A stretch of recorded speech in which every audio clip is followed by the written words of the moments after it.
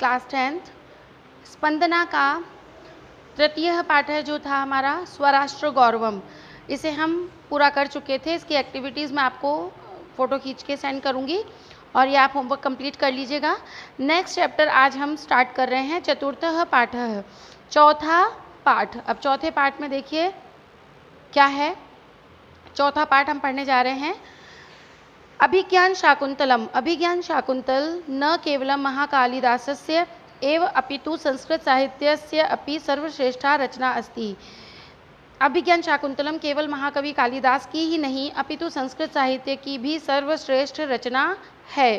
यथा च केनापि कविना कथितम, जैसा कि किसी कवि ने कहा है, काव्येषु नाटकम रम्यम तत्र रम्या शकुंतला, अर्थात काव्यों में सबसे अधिक रम्य अर्थात रुचिकर अच्छा लगने वाला नाटक होता है और उन नाटकों में भी सबसे अधिक रमणीय शकुंतला नाटक है। अर्थात अभिज्ञान शाकुंतलम जो है वो नाटकों में सर्वश्रेष्ठ स्थान रखता है। प्रस्तुत नाट्यांश जो आपके पाठ में प्रस्तुत है, शाकुंतलस्य सप्तम अंकात उद्धृत, शकुंतला के 7वें अंक से उद्धृत कर लिया गया है, संपादित कर इस अंश को लिया गया है। दानवै सह, दानवों के साथ कृते युद्धे, किए गए युद्ध में इंद्र की विजयांतरम, विजय के पश्चात इंद्रपुरी अमरावतीत प्रत्यागच्छन, इंद्रपुरी अमरावती की ओर जाते हुए, यानी जब उन्होंने विजय प्राप्त कर ली दानवों के साथ युद्ध करके, तो इंद्र की जो विजय प्राप्त करने के बाद अपनी इंद्रपुरी, क्या नाम है इंद्रपुरी का, अमरावती, वहाँ की ओर प्रत्यागच्छन जाते हुए, प्रतिधन आगच्छन, यहाँ पर प्रति ई का यह बना हुआ है, यण संधि है, तो अमरावती की ओर जाते हुए राजा दुष्यंत मार्ग में महर्षि मारीच के आश्रम में विश्राम करते हैं। महर्षि मारीच का आश्रम आता है रास्ते में और वहाँ पर वो विश्राम करते हैं। राजा दुष्यंत कहाँ जा रहे थे? राजा दुष्यंत इंद्रपुरी जा रहे थे, अमरावती। तत्र वहाँ बालकस्य सर्वदमनस्य, वहाँ बालक सर्वदमन की, देखिए यहाँ दोनों जगह षष्ठी विभक्ति है, बालक की सर्वदमन की, सिंह शिशु क्रीड़ा, यानी सिंह के साथ शिशु की क्रीड़ा के व्यवहार और चंचलता को, देखिए व्यवहार उसका जो आचरण था उसकी और चंचलता को दृष्टवा देख करके, तस्य मनसी, उनके मन में बालक के प्रति स्वाभाविक आकर्षण उत्पन्न हो जाता है। आप जानते हैं छोटे छोटे बालकों की जो बाल लीलाएं होती हैं वे स्वतः ही प्राकृतिक रूप से ही अपनी ओर आकर्षित करने वाली होती हैं।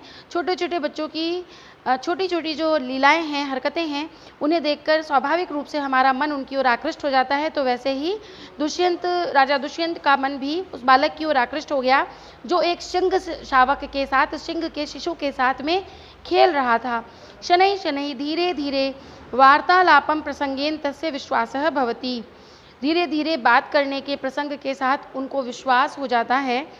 यत् कि सर्वदमनः तस्य पुत्र एव, कि सर्वदमन ही उनका पुत्र है।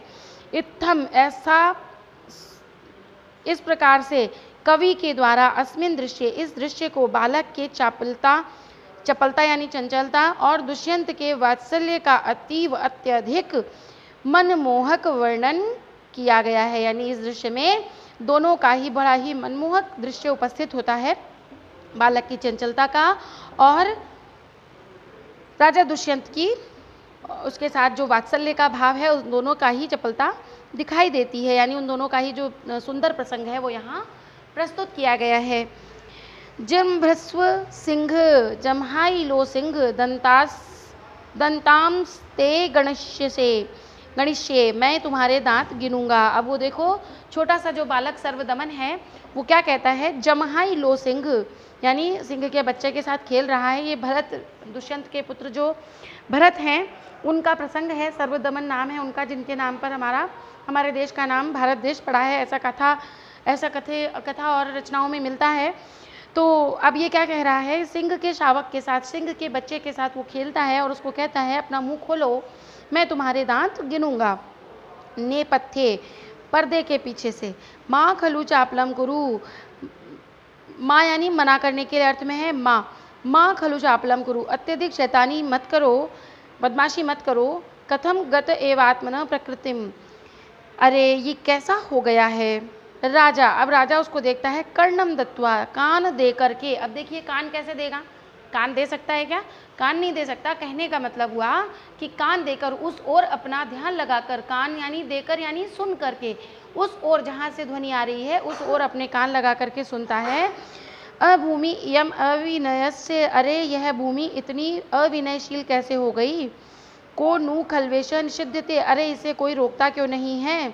शब्दानुसारेण अवलोक्य, जहाँ से शब्द आते हैं यानी जहाँ से आवाज़ आती है उस ओर देख करके सविस्मयम, आश्चर्य के साथ, अये को न खलु अयम अनुबध्यमानः, कोई इसे क्यों नहीं रोकता है। तपस्विनीभ्याम, अब तपस्वियों को कहता है, अबाल सत्वो बालः, यह बालक तो बालकों जैसी इसकी लीलाएं नहीं है, अर्थात ये बालक जो है वो कितना चपल है, कितना शैतान है।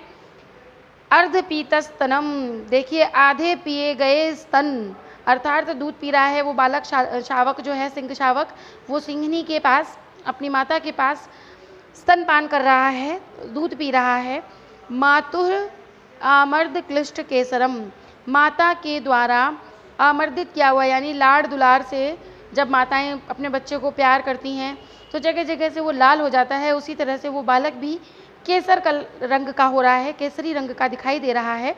और यहाँ पर केसर जो है वो नाहर, सिंह, इनका पर्यायवाची भी है। तो अत्यधिक प्रेम के कारण उसकी जो शरीर का रंग है वह केसर दिखाई देता है। प्रक्रीडितुम सिंह शिशु बलात्कारेण कर्षति, और वो जो बालक है वो सिंह शिशु को, सिंह के बच्चे को बलात्कारेण अर्थात जबरदस्ती, कर्षति अर्थात खींचता है। उसकी माँ के पास वो दूध पी रहा है और उस बच्चे को वो सर्वदमन जो है वो उसे वहाँ से खींचने के प्रयास करता है। ततः प्रविशति यथा निर्दिष्ट कर्मा तपस्वनीभ्याम सह बालः, और फिर प्रवेश करते हैं जैसा कि निर्दिष्ट किया हुआ है ऐसा कर्म करता हुआ, और बालक जो है वो तपस्विनियों के साथ में, तपस्विनियों के साथ प्रविष्ट होता है। बालः जृंभस्व सिंह जमहाई लो शेर दंतास्ते दंताह ते, देखिए यहाँ पे स जो है सत्व विसर्ग संधि है। दंताम दंताह ते गणिष्य से, मैं तुम्हारे दांत गिनूंगा। प्रथमा अविनीत, अरे कितना अविनम्र हो रहा है। किम नो अपत्य निर्विशेषाणी सत्वानी विप्रकरोषि, क्या यह विशेष कार्य सही किया जा रहा है, अर्थात ये तुम सही नहीं कर रहे हो। हंत वर्धते ते संरंभ स्थाने खलु ऋषि जनेन सर्वदमन इति कृतनाम ध्येयो असि, यह स्थान निश्चित रूप से ऋषियों का स्थान है। सर्वदमन, ऐसा कर्म, इस नाम को आप दूषित मत करो ऐसा कर्म करके, यानी आप जो है क्या कर रहे हो, जो शावक है, सिंह शावक, उसे परेशान कर रहे हो, और ये ऋषियों का स्थान है जहाँ सभी को सुख और शांति की प्राप्ति होती है, तो तुम ऐसा कर्म करके उसे कष्ट पीड़ा मत पहुँचाओ। द्वितीय एषा खलु केसरिणी त्वाम लंघयिष्यति यदि तस्याः पुत्रकम न मुंचसी, यह केसरिणी अर्थात यह सिंघनी, अब दूसरी तपस्विनी कह रही है कि यह सिंघनी निश्चित रूप से तुम्हें मार देगी यदि इसके पुत्र को तुमने नहीं छोड़ा, यानी इसके पुत्र को यदि तुम नहीं छोड़ते हो तो ये सिंघनी तुम्हारे ऊपर आक्रमण कर देगी, तुम्हें मारेगी।